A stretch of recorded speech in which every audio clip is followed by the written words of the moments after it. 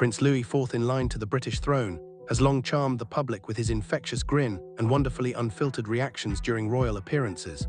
Whether pulling animated faces from the balcony of Buckingham Palace or leaning toward his siblings to share mischievous observations during solemn ceremonies, he has become a symbol of childhood authenticity within an institution defined by centuries of tradition and composure.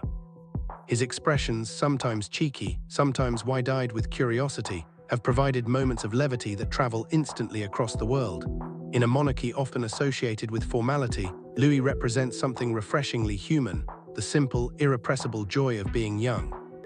Yet behind those delightful public glimpses lies a deeper and more meaningful story, one that Buckingham Palace recently chose to acknowledge in a rare and heartfelt update.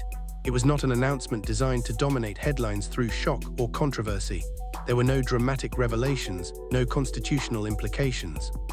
Instead, it illuminated something quieter, more intimate, and ultimately more powerful: the emotional evolution of a 7-year-old boy growing up during a year defined by uncertainty, illness, and profound family challenges. For royal observers, the update felt different. It did not focus on ceremony or succession. It peeled back the layers of royal life just enough to reveal something universal: the resilience of a child learning to process change within one of the most scrutinized families in the world. In doing so, it reminded many that behind titles and tradition lies a family navigating the same fears, hopes, and fragile moments that define any household facing health crises. The past year has tested the Wales family in ways few could have foreseen. Princess Catherine's health scare brought concern not only to the nation, but to the intimate rhythm of daily life inside their home. Soon after, King Charles faced his own medical battle, amplifying the emotional strain already present. While the world debated implications and speculated about timelines, the true impact was unfolding quietly within the walls of Adelaide Cottage. Inside that modest Windsor residence, life narrowed to what mattered most: stability, reassurance, and togetherness. Though royal by designation, Adelaide Cottage has become a sanctuary defined by simplicity. School mornings proceed with packed lunches and gentle reminders. Evenings are marked by shared dinners, homework discussions, and bedtime stories.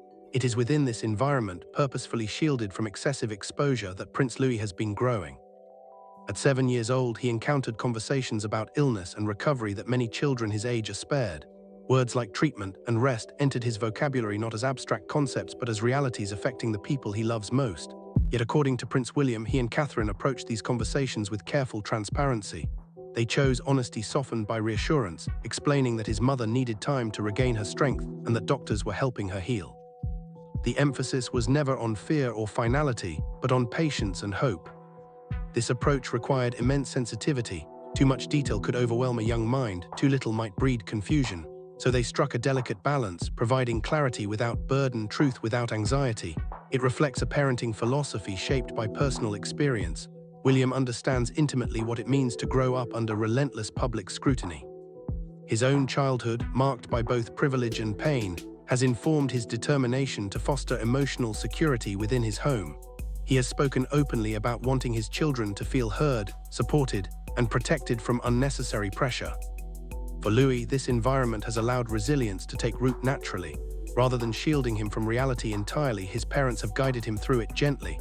In witnessing his mother's recovery process and his grandfather's treatment, he has absorbed quiet lessons about strength, vulnerability, and compassion. He has seen that even the most steadfast figures in his world can face moments of fragility, and that those moments are met not with panic, but with unity. Within the household, laughter has remained a constant thread.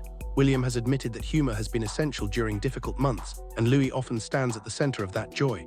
His boundless energy racing through the garden, staging imaginative conker parades, proudly presenting brightly colored drawings, has served as a reminder that childhood persists even amid uncertainty. His fascination with collecting conkers has become symbolic in its own way. Each small chestnut, carefully gathered and treasured, represents a tangible piece of normalcy. They scatter across windowsills and hide inside coat pockets, quiet evidence that adventure still thrives in small hands. Teachers describe him as curious and engaged, particularly drawn to nature and outdoor exploration. That curiosity is nurtured intentionally at home. William and Catherine have built a household where emotional awareness is valued alongside academic achievement. The children are encouraged to ask questions, to express worries, and to discuss difficult topics without fear of reprimand. Even in moments of vulnerability, dialogue remains open. Perhaps most telling are the small gestures Louis has offered during this challenging period. Handmade cards for his mother, cheerful drawings for his grandfather, These acts, though modest in scale, reveal a growing empathy. They show a child not only aware of change, but eager to bring comfort. It is empathy cultivated not through formal instruction, but through lived example, watching his parents prioritize kindness, patience, and presence. The palace's recent acknowledgement of this growth did more than update the public. It shifted the narrative.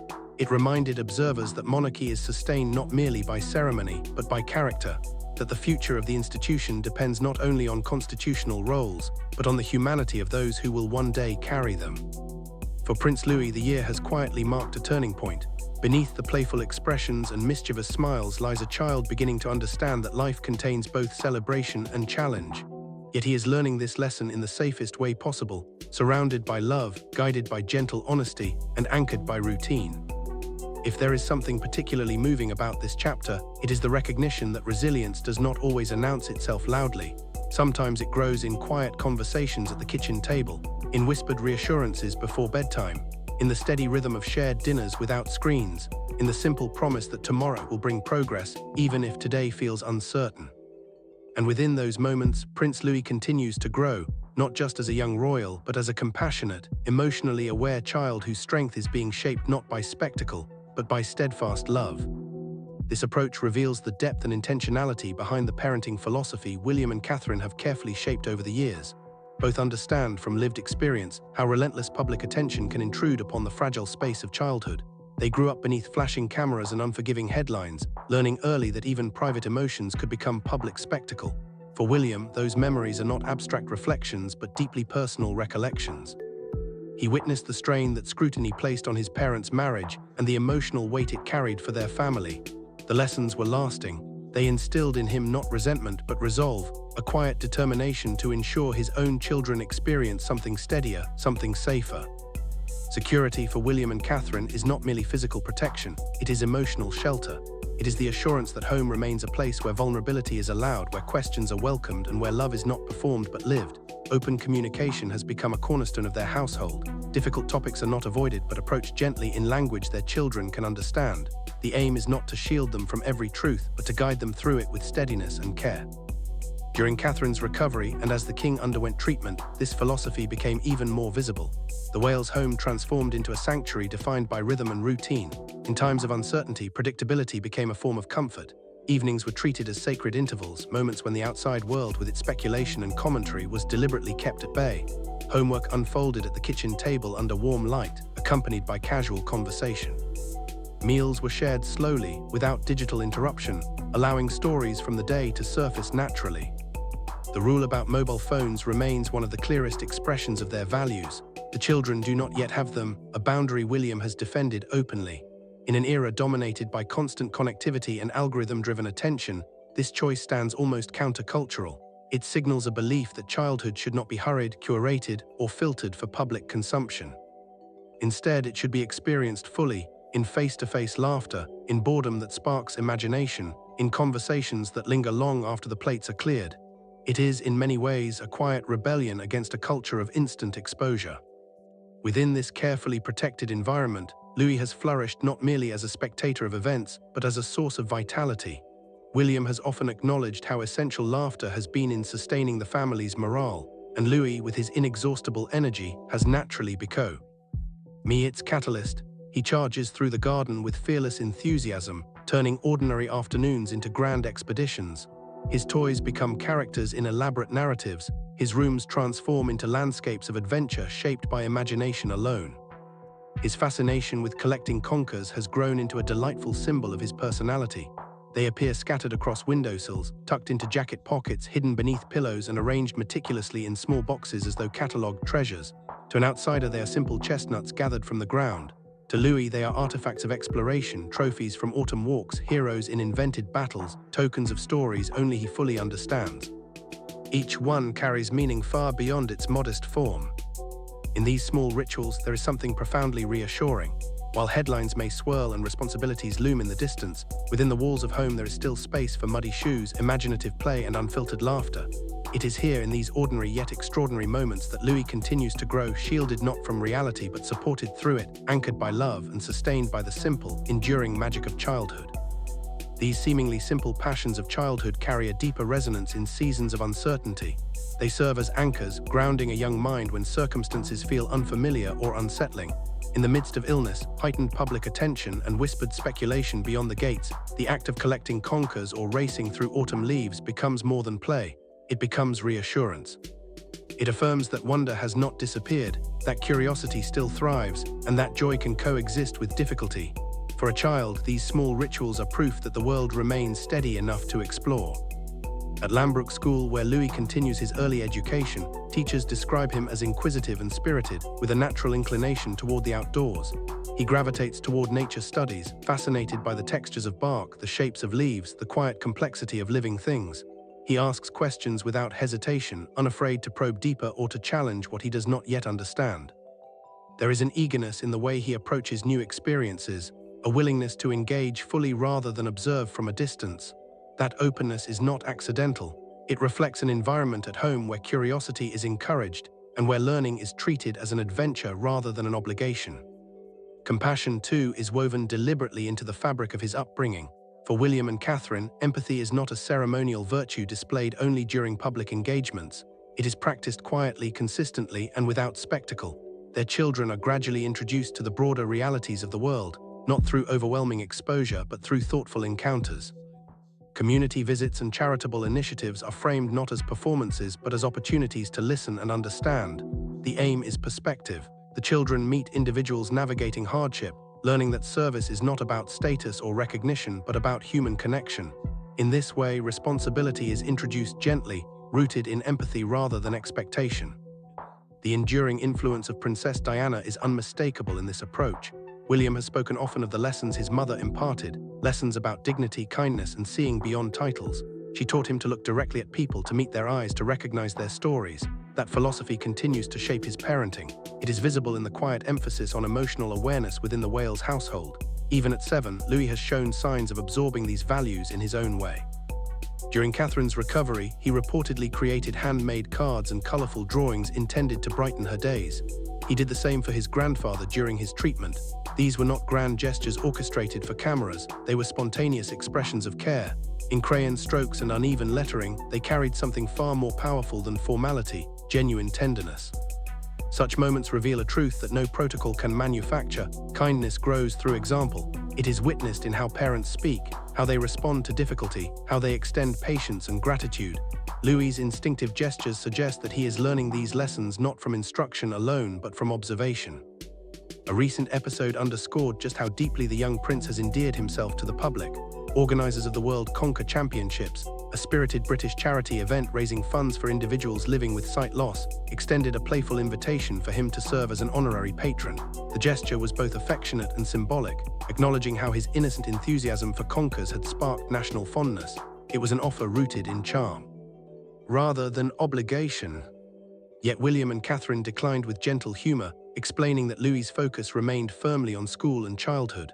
The response was warm and lighthearted, but its message carried quiet clarity. There will be time for ceremonial roles and public responsibilities in the years ahead. For now, their priority is safeguarding the unhurried pace of youth. In choosing studies over spotlight, they reaffirmed a principle that guides their parenting.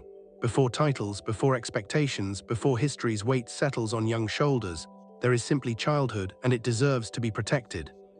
This protective boundary extends far beyond a simple parenting principle. It signals a subtle yet profound transformation within the monarchy itself.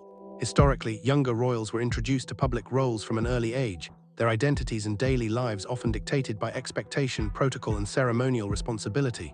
Childhood was brief and tightly regulated, privacy was a luxury, and personal development was frequently subordinated to duty. William and Catherine are intentionally redefining that paradigm. They have made it clear that George, Charlotte, and Louis will be allowed to discover who they are on their own terms. While succession determines rank, it will not define character. The essence of this approach lies in cultivating selfhood, empathy, and grounded human values before the weight of history and duty is placed on their shoulders. This philosophy was on clear display during the 81st anniversary of Victory in Europe Day. The commemoration, solemn and steeped in historical gravitas, brought the family together to honor veterans of World War II. Observers were struck by Louis's remarkable composure, especially considering his public reputation for mischievous antics and playful spontaneity. Standing beside his parents and siblings, he mirrored his father's posture with subtle precision, his gaze attentive yet calm, absorbing the significance of the occasion. Every small gesture, from the way he held his hands to the quiet focus of his expression, signaled a young boy beginning to internalize lessons about duty, respect, and the delicate balance of public life. Yet Louis's demeanor also revealed something else, the capacity to shift fluidly between solemnity and childlike exuberance.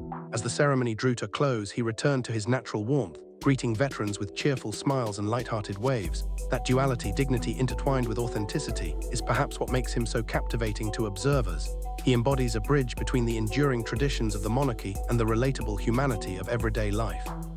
In this moment, the public glimpsed a child negotiating the demands of heritage with a natural sense of self, suggesting that he may one day define a new kind of royal presence, one that balances ceremonial responsibility with genuine emotional engagement. Louis's path remains uniquely open-ended, a striking contrast to his elder brother George, whose role as future king is largely defined, or Princess Charlotte, whose supportive position is gradually taking shape. This openness, deliberately cultivated by William and Catherine, may prove to be one of his greatest assets. Without rigid expectations or predefined obligations, Louis has the freedom to explore his interests, cultivate his passions, and forge a personal identity unbound by external pressure. Whether he ultimately chooses a life deeply engaged with royal service or opts for pursuits outside the confines of official duty, that decision will be made with understanding and intention, rather than as a response to inherited responsibility. In fostering this autonomy, William and Catherine are doing more than protecting their son's childhood. They are subtly reshaping the modern monarchy itself.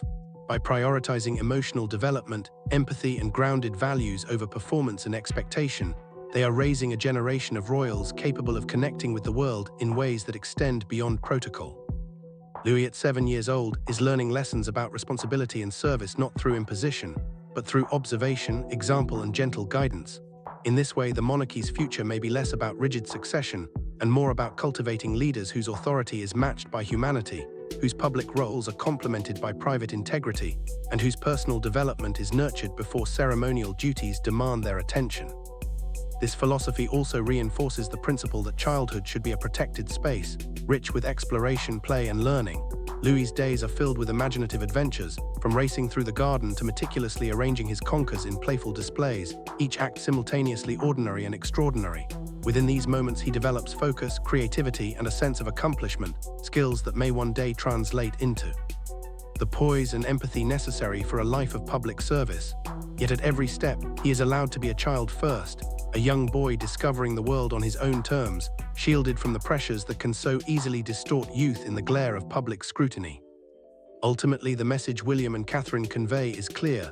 The line of succession is not destiny. Titles do not define worth. Character, compassion, and self-awareness do.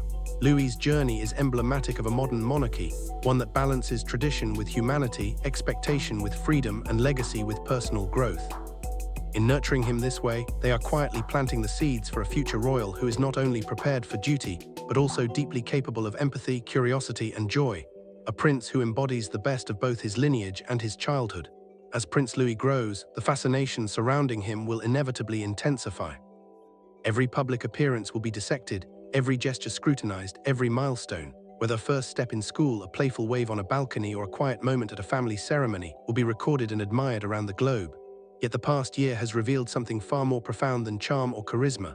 Beneath the impish smiles, the spontaneous laughter, and the mischievous antics lies a depth of emotional maturity unusual for a child of 7. Beneath the weight of royal expectation lies a boy whose resilience has been quietly nurtured through patient guidance, deliberate care, and an environment steeped in love. He is a child learning not only to navigate the privileges of his birth, but also the responsibilities of empathy, kindness, and awareness. Louis's world may be shaped by centuries of tradition, public fascination, and historical weight, but its foundation is unmistakably human. Within the walls of Adelaide Cottage, life is structured around the rhythms of ordinary family life, yet imbued with extraordinary care. Meals are shared not as ceremonial obligations, but as opportunities for connection. Dinner tables echo with laughter, conversation, and gentle teasing. Bedtime stories are not merely rituals. They are portals for imagination, spaces where curiosity is celebrated and emotions are named, explored, and validated. Garden adventures transform mundane spaces into epic landscapes where conkers, twigs, and leaves become treasures, trophies, or characters in stories only a child could imagine. Every interaction is carefully crafted to nurture curiosity, creativity, and emotional intelligence. Here, empathy is not an abstract ideal.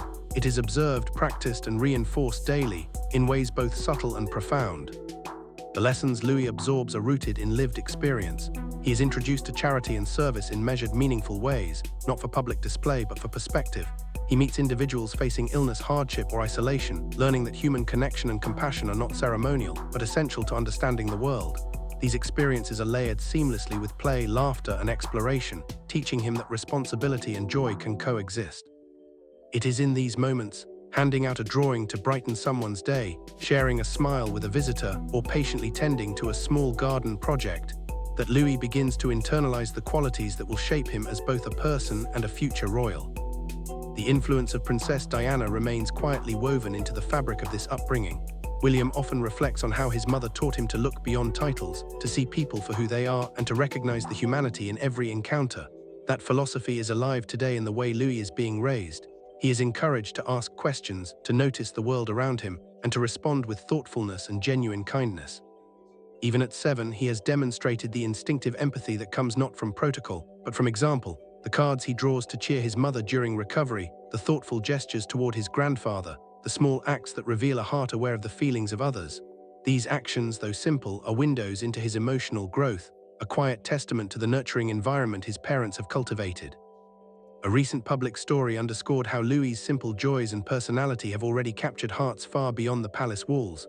The organizers of the World Conquer Championships, a playful British charity supporting people with sight loss, extended an invitation for him to serve as honorary patron, inspired by his fascination with conkers. The gesture was affectionate, symbolic, and warmly publicized. Yet William and Catherine declined with gentle humor, explaining that Louis's attention remained devoted to his studies and the pleasures of everyday childhood. The response was a masterclass in balance. It conveyed warmth and engagement while reinforcing a firm boundary. Childhood, they made clear, is not a stage for obligation, ceremony, or public expectation. It is a time to explore, to learn, and to grow without pressure, in a space defined by love, attention, and freedom. This protective approach signals a broader, subtle evolution within the monarchy itself. Whereas previous generations introduced younger royals to public responsibilities at an early age, often prioritizing duty over development, William and Catherine are prioritizing humanity alongside heritage. George, Charlotte, and Louis are being given room to cultivate individuality, curiosity, and passion. Their identities will not be dictated by the line of succession, their character will define them. In choosing this path, William and Catherine are quietly redefining what it means to be royal in the 21st century. It is not only about appearances, protocol, or duty, but about empathy, groundedness, and self-awareness. This balance between protection and preparation was evident during the 81st anniversary of Victory in Europe Day. Louis, known for mischievous charm, stood composed beside his parents and siblings during the solemn commemoration of World War II veterans. Observers noted the subtle mirroring of his father's posture, the quiet attentiveness in his gaze, and the careful observation of the ceremony's weight. Even as a child, he appeared to understand that certain moments demand respect, reflection, and awareness. Yet within moments he effortlessly returned to warmth, offering smiles, cheerful waves, and playful engagement with those around him. That ability to navigate solemnity and joy, seriousness and spontaneity is rare. It hints at the emergence of a child capable of bridging tradition with modernity, ceremony with genuine emotion. Louis's future remains open-ended, unlike Prince George's path toward kingship or Princess Charlotte's gradually unfolding role. That freedom, deliberately cultivated, may prove to be one of his greatest strengths. He has the space to develop passions, explore interests, and discover who he wants to be inside or outside the palace. Should he eventually embrace public duties, it will be a choice born of understanding and purpose, not obligation or expectation. In this way, his upbringing balances the privileges of monarchy with the rights of childhood, teaching that leadership and service are most meaningful when paired with character and empathy. At its core, the story of Prince Louis is universal. It reminds us that even within institutions defined by grandeur, ceremony, and scrutiny, growth begins at home. Strength is cultivated in shared laughter, in garden adventures, in the creation of small gifts from loving hands. It is found in the lessons modeled by parents who value kindness over protocol, curiosity over conformity, and joy over pressure. For now, Louis remains the child William and Catherine have worked so carefully to preserve, joyful, grounded, and free to grow at his own pace. The world may watch with fascination, but inside Adelaide Cottage, he is simply a boy discovering life, guided by love, and quietly preparing for whatever future he chooses to embrace.